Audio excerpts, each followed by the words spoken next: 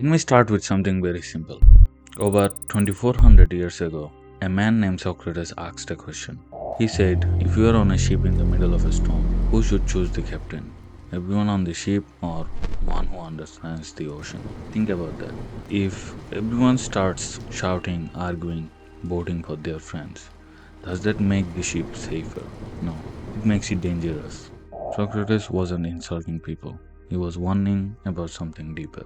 Democracy gives the same power to the educated and the uneducated. And when big decisions are made by emotion instead of knowledge, democracy becomes unstable. Now, let's talk about Bangladesh. For 17 years, one party ruled. People accused them of corruption, people accused them of repression, and people who did that got killed, thrown into jail, or taken underground.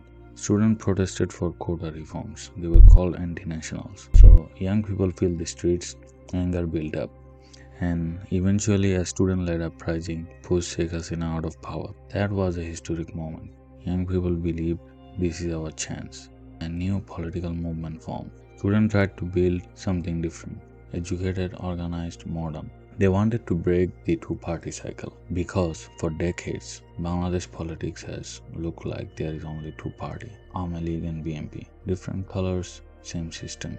And this is where Socrates came back in because when election time came, people didn't ask who will change the system. They asked who can defeat the last group. That's emotional voting. That's reaction and revenge politics. And when people vote based on anger, they usually choose the strongest machine, not the smartest vision.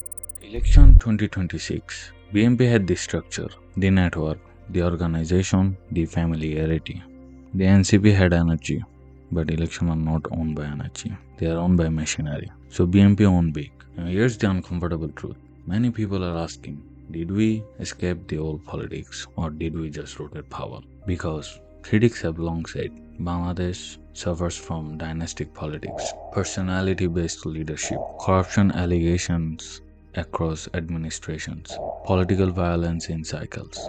If you overthrow one system but return to another system that looks similar, have you really changed anything? That's the question. And after the election, what happened? There were reports of post-election violence, clashes, people killed and injured. There were serious allegations reported in the news, including a case where a woman was assaulted and raped after voting for NCP. Authorities said investigations were ongoing and the political motive was disputed, but step back. When politics becomes so intense that violence surrounds it, this is not healthy democracy. This is fragile democracy. And here is the real fear many people have. If political culture does not change, if transparency does not increase, if power remains concentrated in old networks, then the old system never really dies. It just changes face. And when old systems survive, so does instability. Socrates warned that democracy fails when citizens are not equipped to make informed decisions. He didn't say ban the poor, he didn't say only let's vote.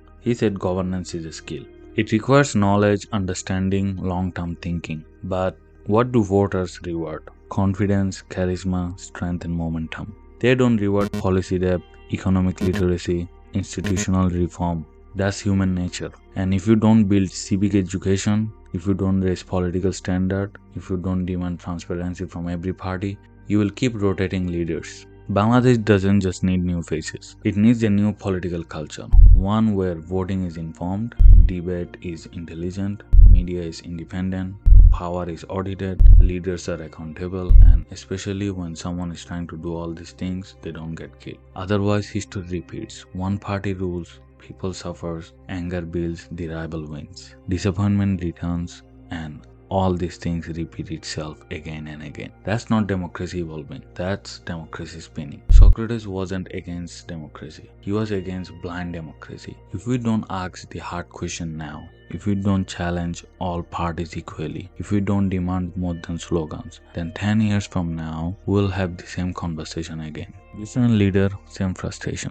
So the real question isn't who won, the real question is, did the system improve? Because if the structure stays the same, the outcome eventually stays the same. And if we truly want Bangladesh to rise, we need to stop voting like we are angry and start voting like we are responsible. That's the difference between noise and nation building. Question in the end, if you reach this far, do you think a rule should be imposed that nobody can vote unless they pass intermediate exams? It will not fix the problem completely, but at least we will have some better voters than before.